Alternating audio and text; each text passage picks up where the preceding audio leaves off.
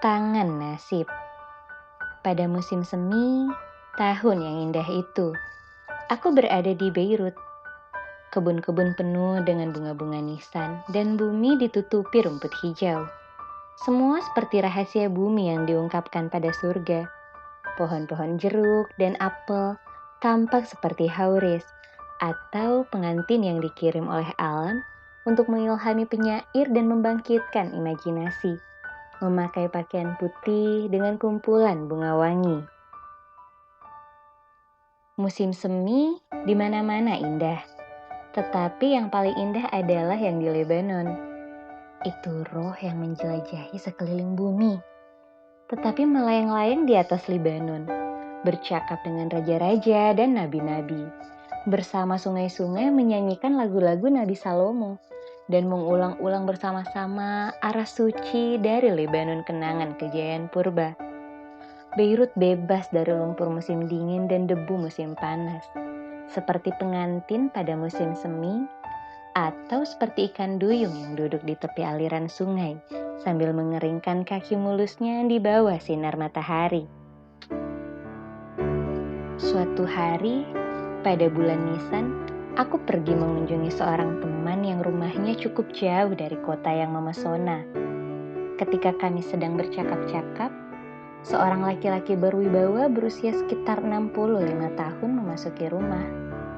Ketika aku bangkit menyambutnya, temanku memperkenalkannya sebagai Faris Effendi Karami dan kemudian menyebut namaku dengan kata-kata penuh pujian. Orang tua itu melihat kepadaku sesaat, menyentuh dahinya dengan ujung jari-jarinya, seolah ia mencoba mengingat-ingat. Lalu, dengan tersenyum ia mendekatiku dan berkata, "Kau adalah anak seorang sahabat baikku, dan aku gembira melihat teman itu di dalam dirimu." Terpengaruh oleh kata-katanya, aku tertarik kepadanya seperti seekor burung yang nalurinya membimbing ke sarang sebelum datangnya badai. Ketika kami duduk, laki-laki tua itu menceritakan kepada kami tentang persahabatannya dengan ayahku, mengenang saat yang mereka habiskan berdua. Orang tua suka kembali ke kenangan pada hari-hari masa mudanya, seperti orang asing rindu untuk kembali ke negerinya sendiri.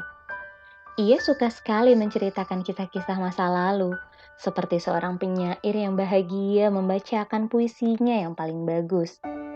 Jiwanya hidup pada masa lalu karena masa kini lewat sangat cepat, dan baginya masa depan bagaikan makam yang semakin jelas.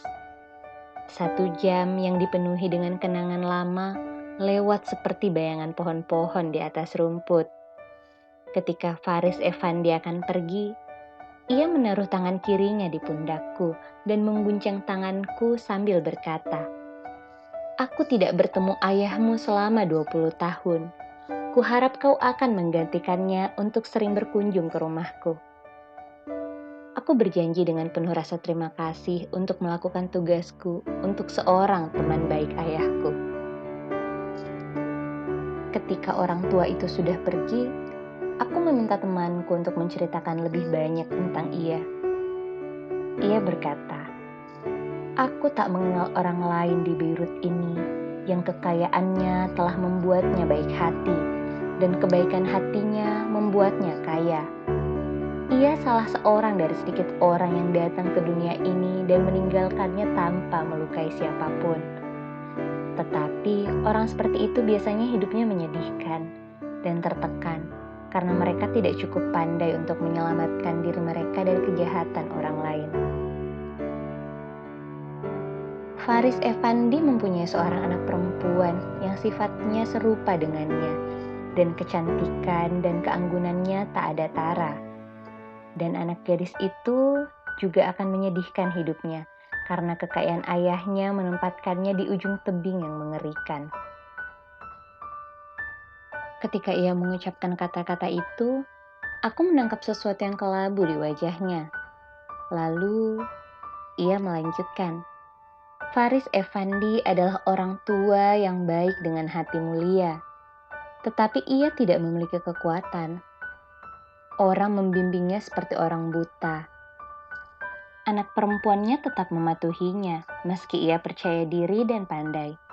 Dan ini adalah rahasia tersembunyi di dalam hidup ayah dan anak perempuan. Rahasia ini dikuak oleh laki-laki iblis yang merupakan seorang uskup, dan kejahatannya bersembunyi di dalam bayangan ajarannya. Ia membuat masyarakat percaya bahwa ia baik dan mulia.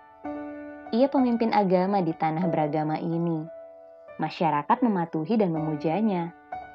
Ia memimpin mereka seperti segerombolan domba menuju rumah pejagalan.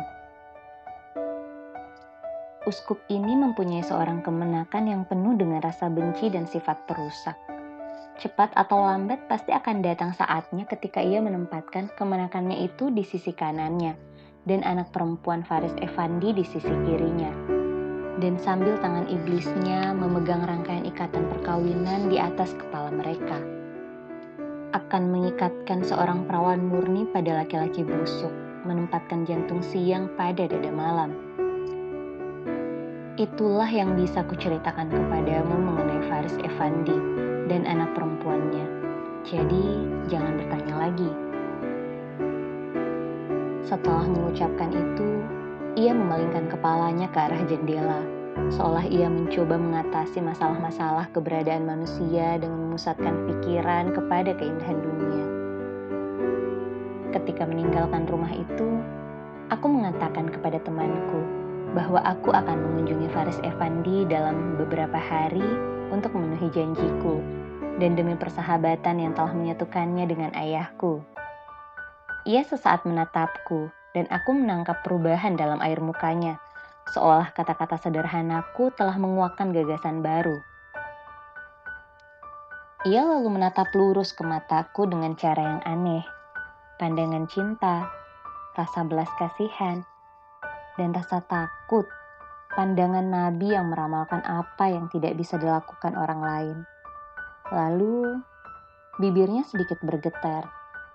Tetapi ia tidak berkata apa-apa ketika aku menuju pintu. Pandangan aneh itu mengikutiku. Makna yang tidak ku mengerti sampai aku tumbuh di dunia pengalaman, di mana hati saling memahami secara naluriah dan jiwa menjadi matang dengan pengetahuan.